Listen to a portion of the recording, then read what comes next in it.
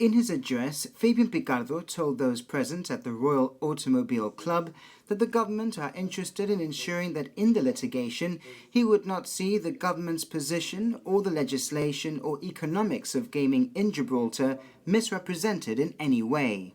The GBJ are at it again, taking on the UK government now in relation to the taxation aspects of the new legislation proposed for the United Kingdom. Once again, the government of Gibraltar will not be forming part of that litigation, taking sides. We think that it is appropriate for governments to try and resolve their differences politically, if at all possible. But of course we will be an interested party, interested in ensuring that the position of Gibraltar, its legislative scheme and its economic support for the gaming industry are not in any way misrepresented by either of the parties to that litigation. So, once again, we will be a part of that litigation in a way that is designed to ensure that Gibraltar's interests are preserved.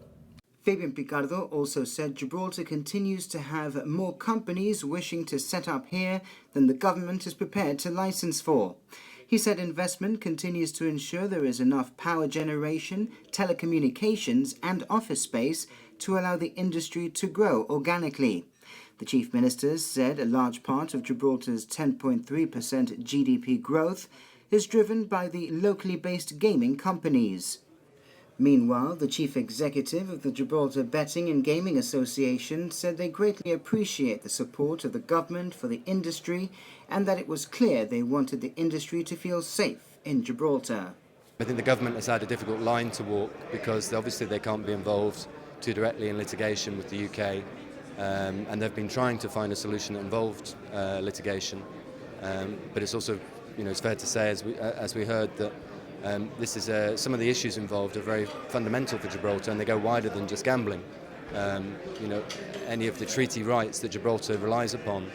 It's important that the UK, doesn't believe it can remove those rights for Gibraltar vis-à-vis the UK.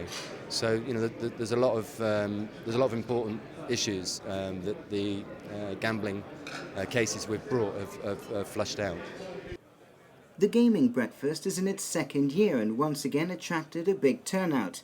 It caters for clients that deal with Gibraltar who seek reassurance about the continued partnership that the government and private sector need to develop, as well as newcomers who want to make sure they're part of a community of first-tier operators.